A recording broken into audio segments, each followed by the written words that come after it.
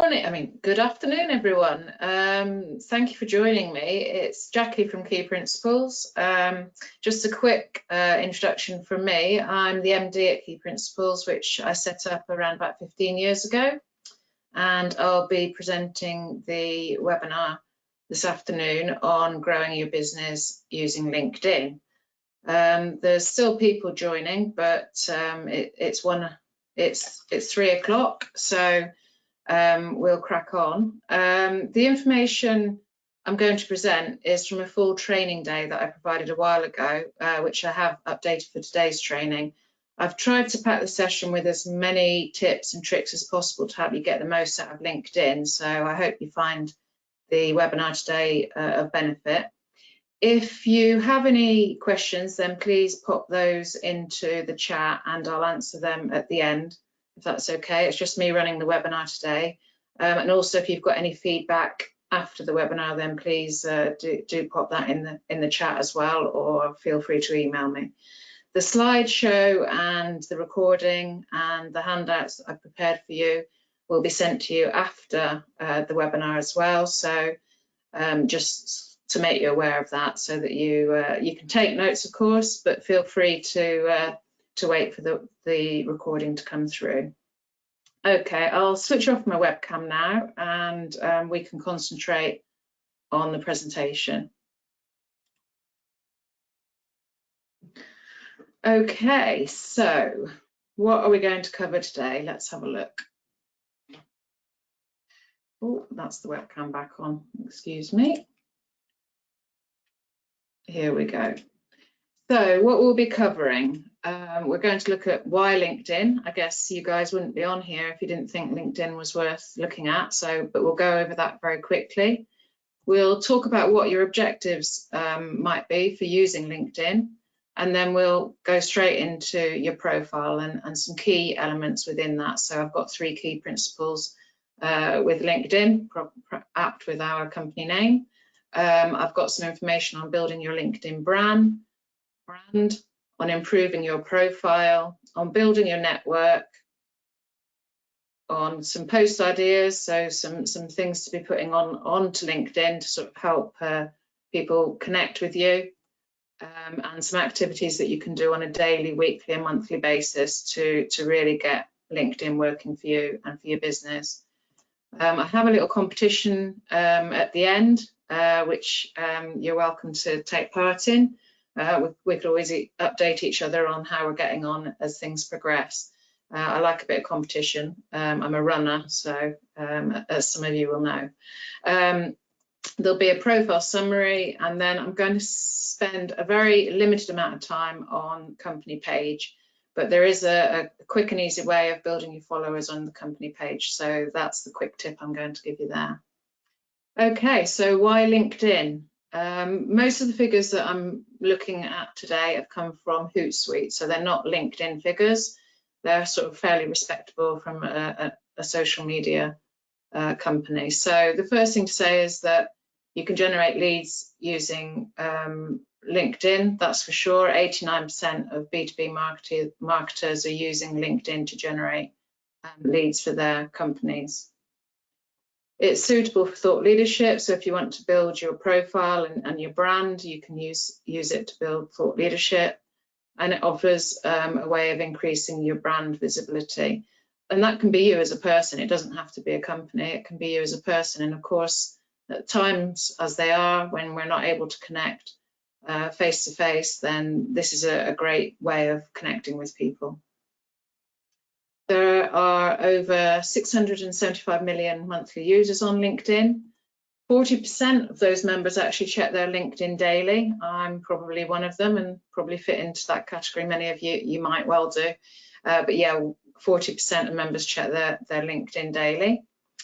There are over 5.7 billion searches per year on LinkedIn. And this is an important thing for us to be thinking about when we start looking at the profile, and I'll go into that in a bit more detail. And finally, 4 out of 5 people on LinkedIn drive business decisions. So you are on LinkedIn, you are actually going to be able to get to people that make the decisions on where their money is being spent, for example. So if you're in the B2B space, your potential customers, potential clients are definitely going to be on LinkedIn. So that's the reason we're talking today. So the important thing, though, is actually to think about yourself, what you want to achieve from LinkedIn. So yeah, what do you want to achieve? There's plenty that you can achieve. I guess the primary thing is to actually get business, but some of the factors that you might want to look at is reach, so building the number of connections, audience engagement, and increasing the engagement with the connections you've already got. It might be to build followers, so again, that's more of a reach type thing, 50 followers a month maybe, or maybe that's just way too many, and we'll discuss that as we go through the webinar. And leads and sales, how many per month, and what revenue would you want to generate? These are all useful things to be thinking about because that enables you to actually think through what you need to be doing on LinkedIn. And I'd say track what really matters. Towards the end of the presentation, there's some information on KPIs, as well as a daily habits tracker, which you can fill in on a daily basis to sort of monitor your activity, because it's only really by being active on LinkedIn that you're going to actually use it to its full potential. So I do have an exercise. The first exercise, for those who haven't been on a webinar with me before, I always like to give out a few exercises. And exercise 1 is to actually think about what you want to achieve from LinkedIn and what your objectives are. Okay, so one of the things that you definitely need to be looking at is your profile. And the 3 key principles with LinkedIn is an effective profile, and we'll go through that and how to improve your profile shortly. Secondly, you need to build a network that is made up of your target market. And again, I emphasize target market. It's a very important part of the process. And finally, you need to put some activity in, 15 to 30 minutes a day. I've found the best way to do this is by making it a habit. And if you do that, if you set some time aside each day, and of course, you get the right content out and build credibility, then you're going to be able to use LinkedIn to the full. So how do you build your presence on LinkedIn? You need visibility and credibility, which we've spoken about, and that will help to generate opportunities. But at the end of the day, people still need to know, like, and trust you. Something from anyone that's in BNI will know about that. So you do have to build trust with your connections. Listen to people, and actually, have an approach that is, how can I help this person? So that when you connect, it's about connecting and showing that you have something of value that might help them. And remember to treat every connection as a person. It's online, but they're still people at the end of the day. So a profile audit, I'd recommend that you complete a profile audit. So you can complete some checks by logging into LinkedIn. Below you'll find below your profile photo, so here's my profile photo, when you first log in, you'll be able to find out the views you've had in the last 90 days and the post views. If you then go to your profile by clicking on me in the top right and view profile, you can scroll down and find your dashboard section, which I'll show you here. So the dashboard section shows a bit more detail. So it's saying that I've had 114 views, 44 post views, and 39 search appearances. You could make a note of these and then track them over time to see if you can improve them. The post views relates to the latest post, just to be aware. And the search appearance is a weekly search stat. And you can get more information on that with the premium service that LinkedIn offer. Not that I necessarily would recommend you use that. You might want to, depending on how active you're going to be on LinkedIn. Okay, so if we then delve into this in a bit more detail, you can actually click on each of those numbers, the 114, 44, 39, and get more detail. So if we do that, the sort of information that we'll get is who's viewed your profile. Again, you would need to activate, or in this case, reactivate the premium to get a view of absolutely everyone that's viewed your profile. As I say, I'm not necessarily suggesting that you get the Sales Navigator version, but it is available. But you can get an idea of who's viewing your profile. And I noticed on here that Perm, who is a first connection with me, had viewed my profile. So I thought I'd get back in touch with him and say hello and see how things were going. So you can see you can also see if you scroll down further where they were searching from. So what companies were they searching from, and what job titles they had, and even down to what keywords they found you for. And I must be honest with you guys, when I saw this, I was not happy with myself. I don't really want to be found for MD or founder. And I'd amended my title to MD and founder a while ago, having previously had the title as something related to Google Ads and paid ads, because that's one of the services that we offer and that I'm sort of a specialist in. So it did sort of astonish me that I'd made such a schoolboy error, and actually it was really not a good thing. So I have actually changed that, and I'll show you what I've changed it to and why that top section, the title, is so important when it comes to actually being found. So in terms of the audit, you want to obviously, does your audit give you your credibility and professionalism? Does it show that? And then this question that I had, which I'd forgotten about, which is, does it contain the right keywords to get you found for what you do? And as I say, mine had MD and founder in it, and it wasn't going to be, it hasn't been helpful to me, as you can see. So I definitely get that change. I'm going to show you what I changed it to. So that's where you can find who profile views. And a tip here is actually, if someone views your profile, why not actually connect with them or send a connection request? And if they like or comment on your posts, again, why not try and connect with them if you're not already connected with them? It's a great way to build your network with people that could well be interested in you.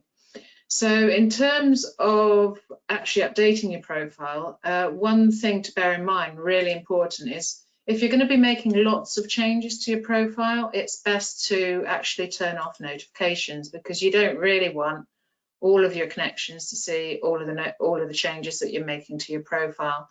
To do that, it's changed recently, but I found out where it was. So to do that, you go to your profile, you go to settings and privacy, and then you can scroll down and you'll find under visibility of your LinkedIn activity. And here you'll see share changes, education changes, work changes, etc. And that's currently switched on. And you can actually just go and get that switched off. So you click on it, it'll say yes, and you can switch it off. So if you're going to be making lots of changes to your profile, that's what I'd recommend you do. The important thing to remember, of course, is to change it back after. Otherwise, people won't see any anniversaries, work anniversaries, or any changes that you might make that you might be happy for them to see. And so in terms of editing your profile, it's very simple, very straightforward. Just click on the various pencils that you see on your profile, and you can make those changes. I personally would tend to draft things offline and then put them online. Okay, so that's something to bear in mind. So yeah, sorry, here are the pencils. So you can just click on each section and change those as you want. And as you can see, I'll just go back previous.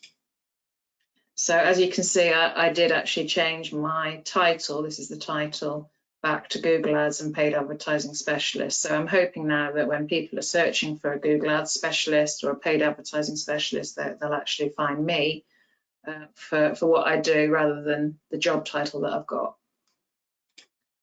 Okay, so I actually have a 19-point profile checklist that you can pretty much tick each one off and make sure that you've got the information in correctly. So the first thing is only have your name in the name field. Fairly straightforward. Don't put, you do see sometimes people putting their company name in, but no, if it's your profile, if it's a personal profile, it should be your name in the name field. A professional headshot makes sense. It's a professional channel, LinkedIn in theory, so a professional headshot definitely worth having.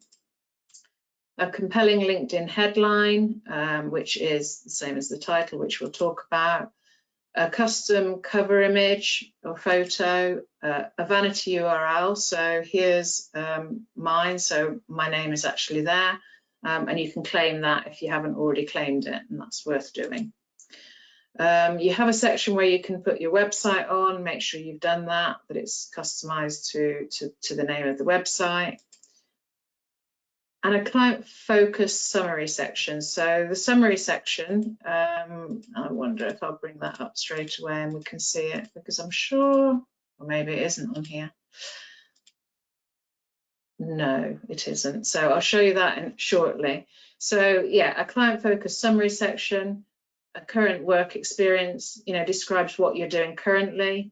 Make sure you add any rich media, so PDFs, videos to that section of the profile. Make sure your past experience is up to date.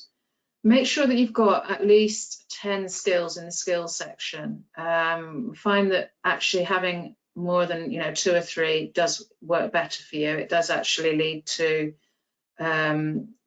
you being seen as an expert, but don't have so many that you're not seen as an expert at all. So around about 10 works quite well. Add any volunteer experience if you've got some. Update your education section. Add and update accomplishments if you've got more accomplishments. This is probably something you could do perhaps on an annual basis, is just go through and use this checklist to update your profile. Ask for recommendations, and I'll talk about that later. Join LinkedIn groups where your ideal client might belong. And LinkedIn does show whether you've achieved an all-star status. And I've just thought I'd show you mine, because that's my all-star status. But finally, what I would say, although it's a business-to-business platform, I would say be yourself and express your personality. I don't know that it needs to be as corporate as it maybe once was. So exercise 2 is to go through the checklist and review your profile. I've got some more information on how you can improve your profile next. So improving your profile. So the first thing I would do is update your LinkedIn banner if it needs updating. So we rebranded to Digital Marketing You Can Trust a while ago. And what you'll find is that it's not just my profile, but also our various pages. So that's our company page on LinkedIn. That's our Facebook page, I think. This is our Twitter page. And as you can see, that's the website. So there's a consistency across the internet in terms of the channels and the imagery that we're using. That's quite good. It helps build the brand. I would say even if you're a freelancer or a sole trader, it would still be good to have that consistency, but you might want to add your personality as well. That certainly makes sense, but definitely you want your banner up to date and in line with the company branding. As I say, the headline is crucial, and getting keywords into the headline is important. So if you remember back to the second slide, I think it was, or third slide, and how many searches there are happening on LinkedIn, it's sort of in a way a bit similar to Google. If you optimize correctly, then you'll be found for what you do. But the key element of all of that is your headline, which is your title here. And as I say, I had founder and managing director, and I quickly changed that to something a little bit more relevant to what I would actually want to be found for on LinkedIn. So make sure you've got those keywords in. Maybe have your actual job title at the end. The closer the keywords are to the beginning, the better that you want to be found for. Your summary section, the About Us section, you can split that into different elements. So this is my current summary section. So there's a bit about me, so who you are. There's a bit about the company and why, key principles in this instance. And then you can really tailor the sections to suit your job and what you're looking to be found for, and what you can offer people. So you want to make it as customer centric as you possibly can. I do include a call to action, so how we can help or what we can do to help. A call to action is always a good idea. And I have been recommended and use this little section here as specialities, which is the keywords again that you might want to be found for. So obviously Google Ads is the first one there, but then there's a whole series of other things. I've also included that I'm a fellow of the Chartered Institute of Marketing and I've got an MBA from Warwick, just to sort of add some credibility in terms of accreditations, as it were. And as I say, under the media section, make sure you add some PDFs, some links to websites, to other websites that might be relevant. Really, you just want to build that profile and make it as 100% complete as you possibly can. I've got a LinkedIn profile template, which will be in the resources section of the folder when you get access to that after the webinar. So the thing to do really is make the changes to the profile, make the changes to your profile that you feel are needed, based on the checklist that I provided and based on the profile template that will be going out to you. And as I say, don't forget to turn the notifications off first though. So how do you build your network on LinkedIn? I've actually been on a number of different training courses myself, and there's a lady, I think she's Canadian, called Melanie Dodara, who has a linked method. It's her method, and I'm crediting her with it, but this is the method that I would recommend. So her recommendation is to first find your prospects and use Boolean search, which we'll go into, to send a connection request, a personalized request. And then when they connect, assuming that they do connect and remembering that not everyone will, then you send a thank you for the connection and send that in a timely manner. And I'll go through some examples of the sorts of messages that you could use. And then perhaps a week later, if there's no immediate communication between the two of you, then maybe a week later send something of value to them. Or it could be a few days later. It's really your decision. And then at some point you want to try and move the conversation offline, which is, I guess, a little tricky in the current climate, unfortunately, but you certainly don't want to be continuing the conversation on LinkedIn. So you want to try and move it offline and start connecting through email or other forms of communication, but certainly move off LinkedIn. So we'll go into a bit more detail about that process, but the first thing we actually need to do is decide who you want to actually connect with. So who are your ideal clients? One thing I would definitely say, it's not just about quantity in terms of connecting on LinkedIn, it's more about quality. So it is actually about working out who your ideal client is. And in the for B2B, not just the buyer, but you've got all the other influencers, so the specifier, quality control people, who are involved in the decision-making process, and therefore who do you need to connect with? It won't just be the buyer. So one way to sort of do this and to get bullseye in terms of your ideal clients is to actually describe your top 10 clients. What role or title do they have? Who else is involved in the decision-making process? What industry are they in? What geographic area are they in? What makes them similar and different?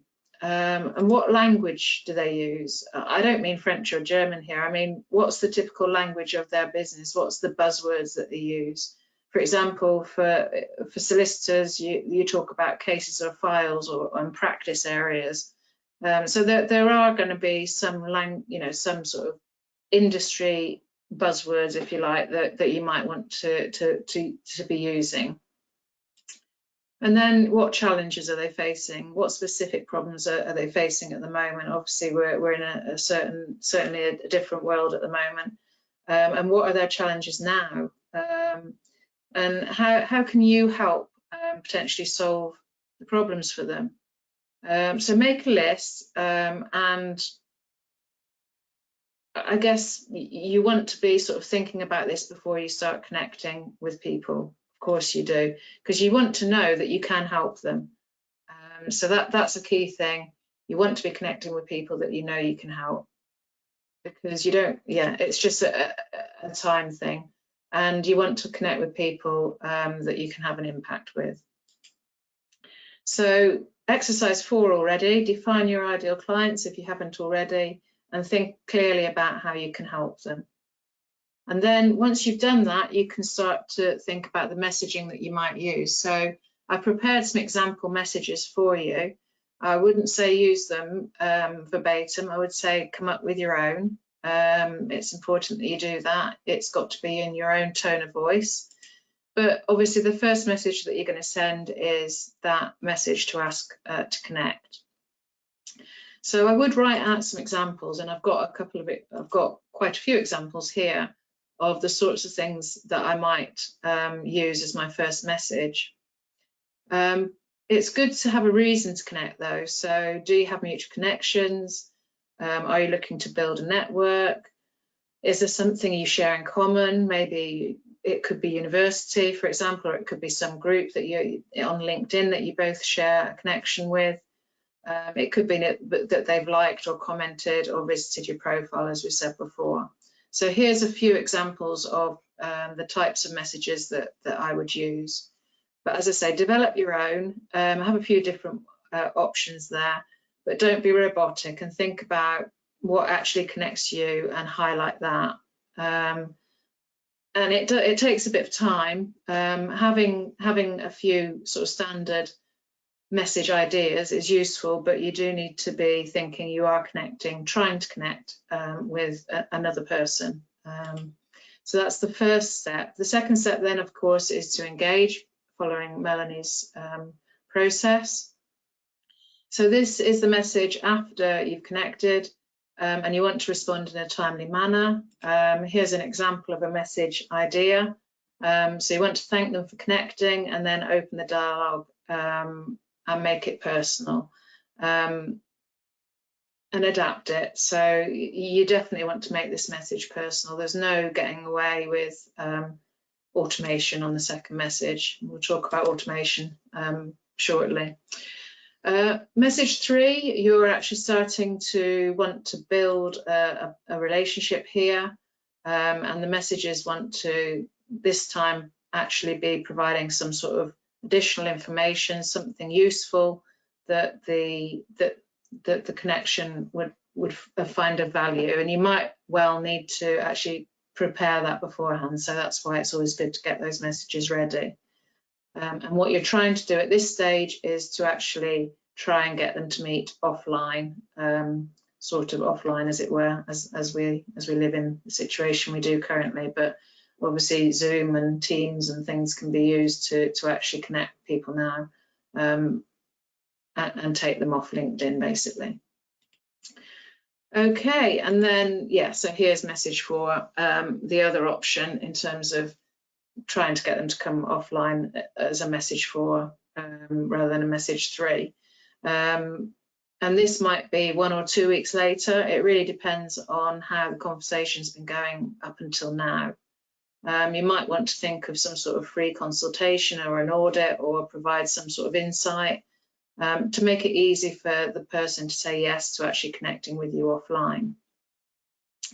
In fact, on building your network, don't forget that in some cases you might be able to secure an introduction to someone, particularly if you're using second connections.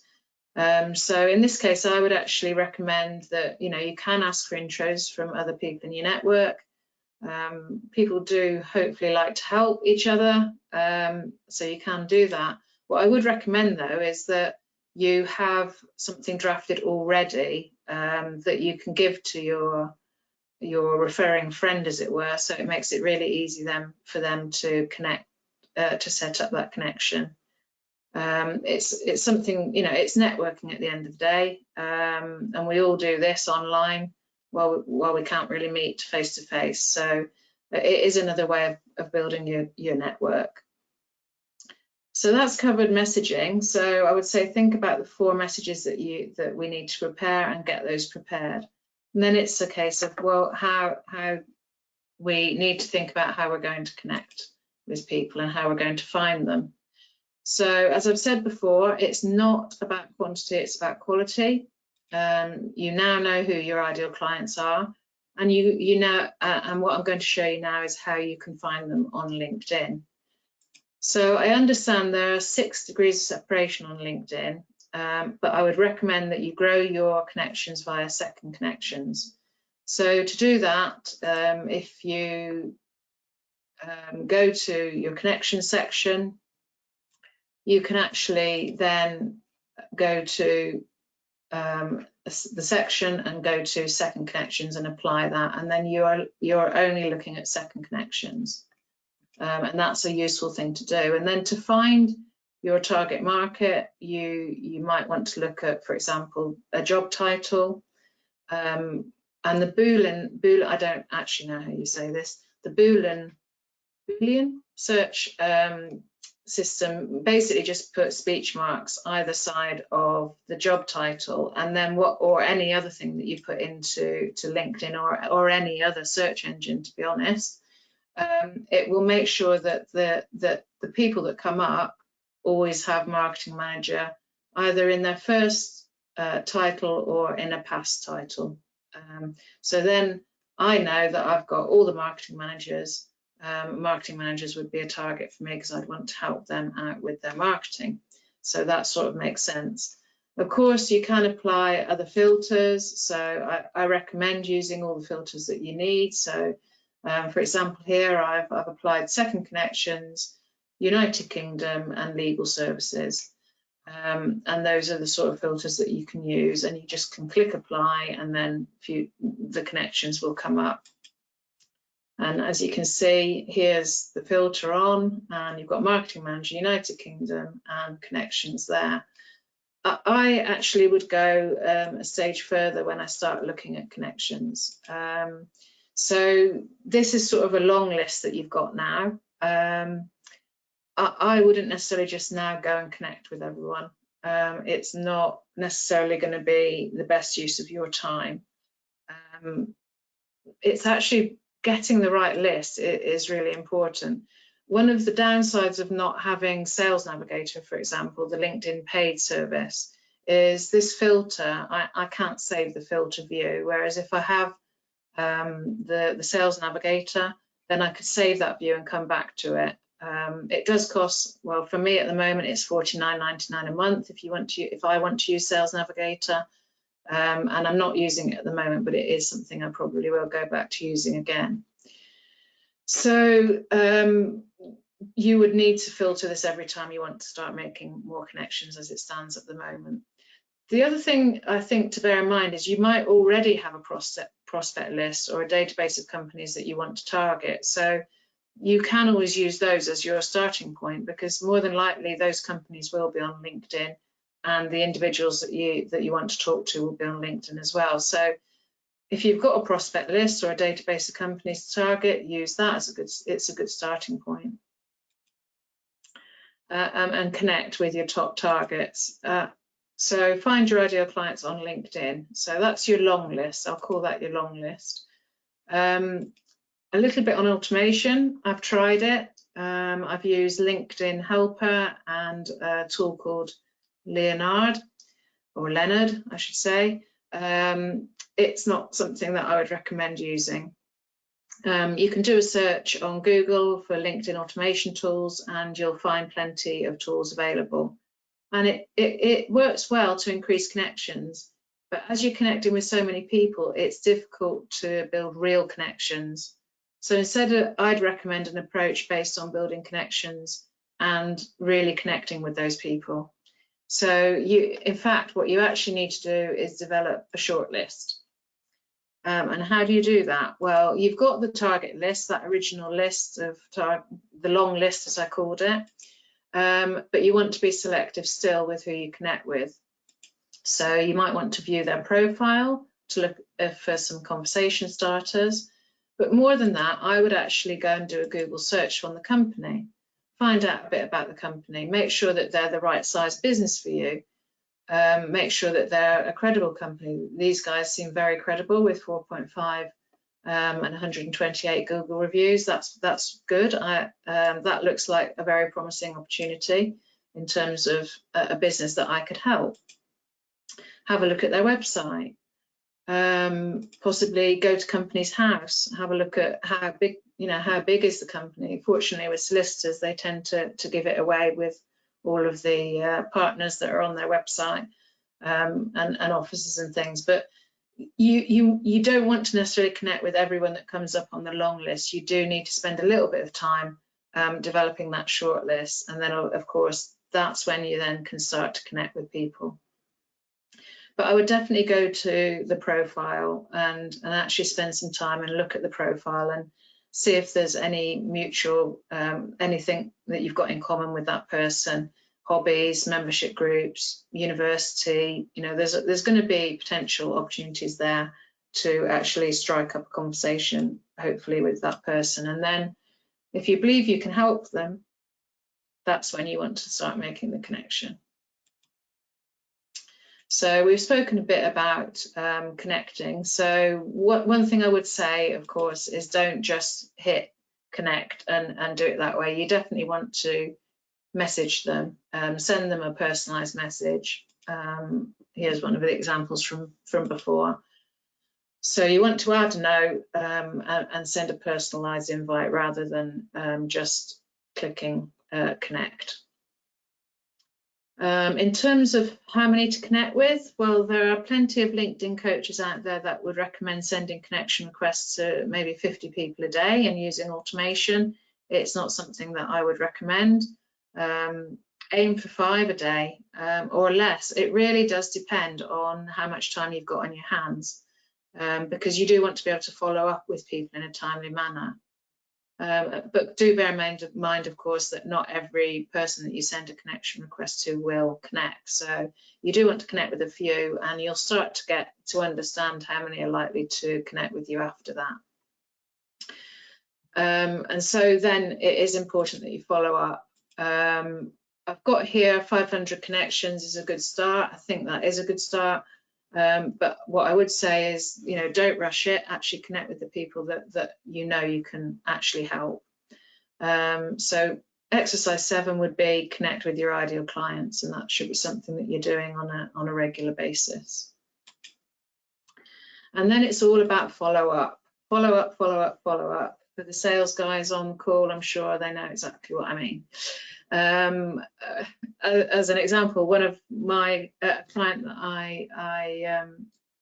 that I got from LinkedIn took many months of just keeping in touch, and eventually that client led to a lot of business, and it worked well for both of us. But sometimes people aren't ready, and certainly in times as they are, then you do have to sort of use a softer approach, I believe. And it is about helping people. So when your connection is accepted, obviously use the follow-up sequence that I've been talking about. Have a plan for follow-up, make sure you're providing value and building that connection, and hopefully you've developed solutions for the individual you've connected with, so you can help solve any problems that they might have. And then obviously you want to try and get the conversation offline, as we've said before. In terms of actually some content that you might want to put on your profile, I've got just some examples here, and it's just useful to be adding some content, doing some posts on a regular basis to build credibility and show that you're active on LinkedIn. So there's industry news and keeping your network up to date. We use that quite a lot. We post on our company page and then share Obviously, in the digital marketing world, there's plenty of industry news to follow up on. So we do that quite a lot. You can do news from your side of things, client wins and testimonials, share what you've been doing, show your personality, post a photo, infographic or a link to a video, post an inspirational quote, ask for questions or feedback, post about what you're reading. It's amazing how many people are interested in what other people are reading. It tends to get a lot of interaction. And LinkedIn loves long posts that don't take people away from LinkedIn. So a long post that doesn't link out does tend to do well on LinkedIn.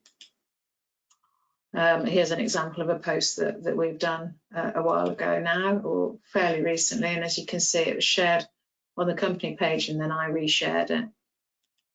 So get your staff to reshare posts where you can. That's definitely worth doing. Link to blogs and articles, yours and others. You can link to others as long as you provide credit for that.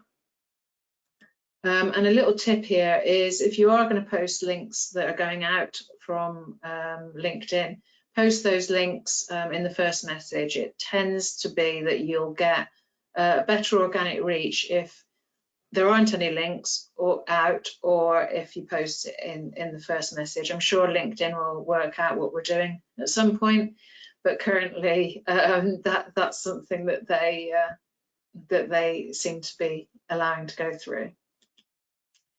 A little more on posts. Align your posts with your sector strategies and campaigns that you might be running. Be consistent. It's okay to post at evening and weekends. Lunchtime and or between 10 and 11 is a good time, but it could be different for your industry.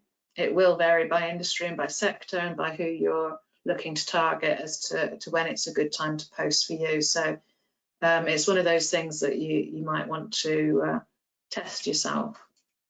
You can write an article. It shouldn't be a straight copy from a blog, but you can often edit a blog and turn it into an article, and that's a good way of increasing your visibility on LinkedIn. Ideally add an article once a month if you can. It's not crucial, but if you can, do that. And whatever you do, don't duplicate across LinkedIn and Facebook.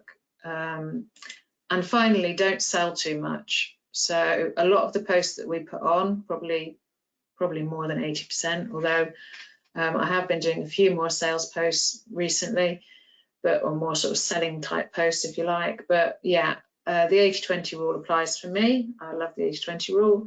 And that is, 80% being helpful, providing useful information, not selling basically, and then 20% selling. A useful tip from a previous training purely on social media marketing is, don't go crazy with the hashtags. Definitely use them, but don't go crazy with them. 4 or 5 hashtags on a post is certainly enough, and it will get you more views than doing it the other way, as it were. Which is loads of posts, loads of hashtags, obviously. So daily, weekly and monthly activities. So this is where the 30 minutes a day that we spoke about comes in. So I've said on a daily basis, look to add 5 connections or less, depending on how much time you've got available to follow up. Add 1 update, share a company update, or perhaps add another update yourself. What I would say is, it doesn't actually have to be every day.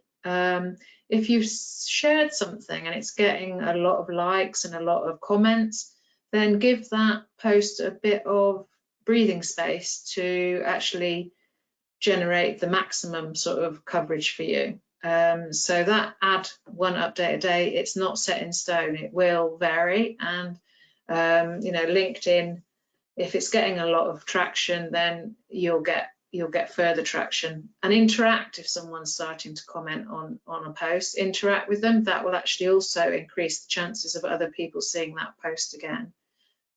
So that's a really useful thing to bear in mind, really. And you don't just have to do daily post updates, you can also like and comment and share other people's information and help your network. And then they're more likely to help you back.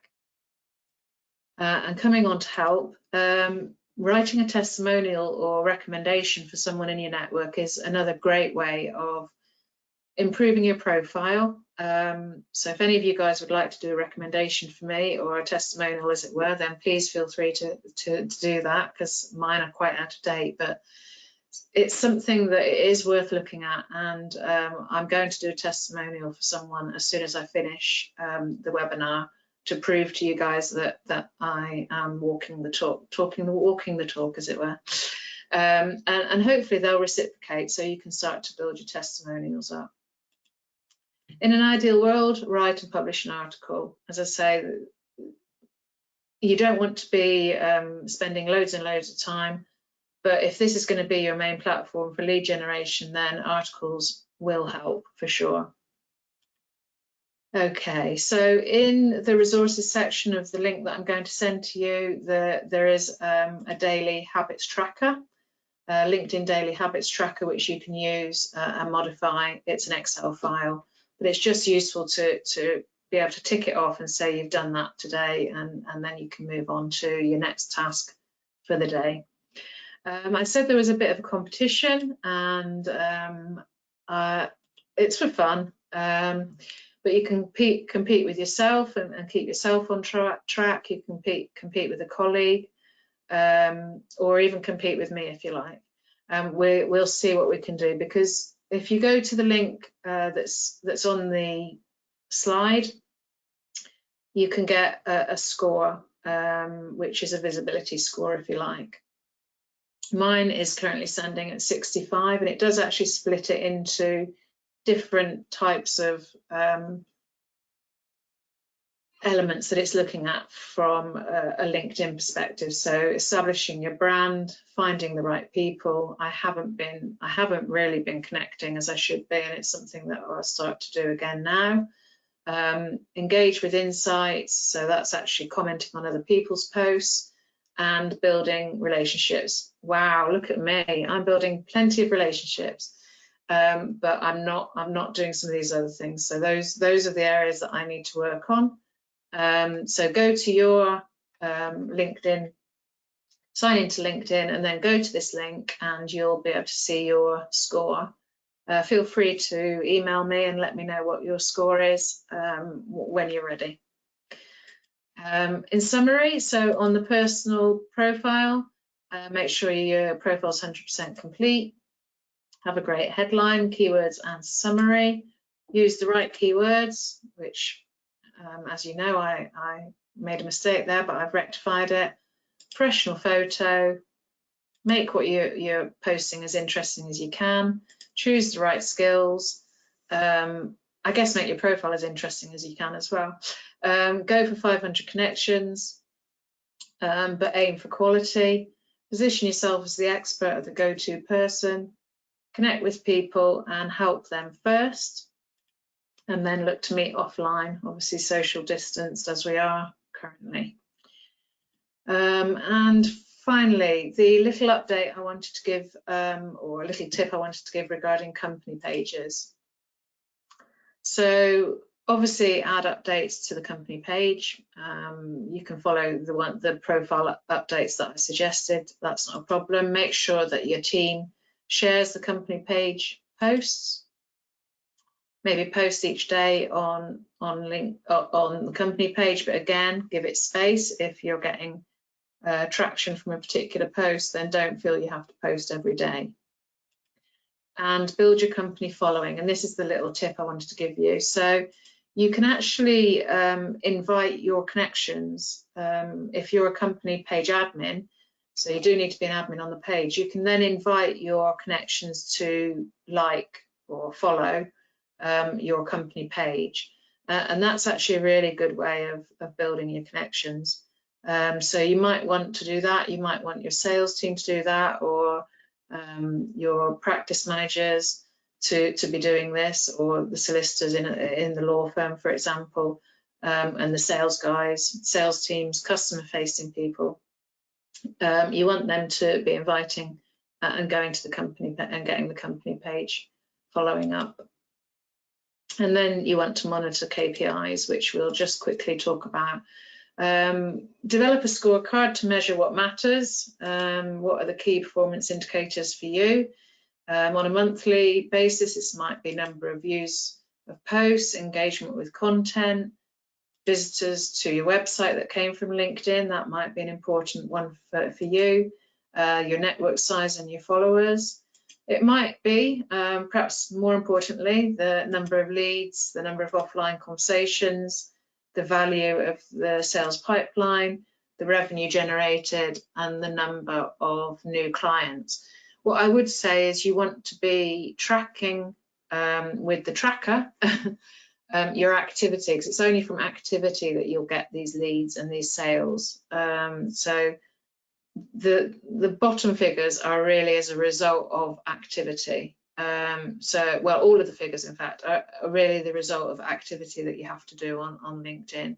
So you want to develop your own scorecard and then start monitoring that. And of course, that visibility tracker is a good thing as well. So that's a wrap, other than to conclude with your next ideal client is most definitely on LinkedIn. Look to complete the 9 exercises. Be consistent on LinkedIn. You know, try and do something on a daily basis. Maybe set aside a time every day that's the time I do my LinkedIn activity. Be yourself. You know, you've got a personality. Be yourself. Don't be too corporate. I probably, maybe I am a little too corporate myself. And I just say you got this. So moving to questions, I think there are questions in here, so bear with me. I'll just see if I can get to these questions.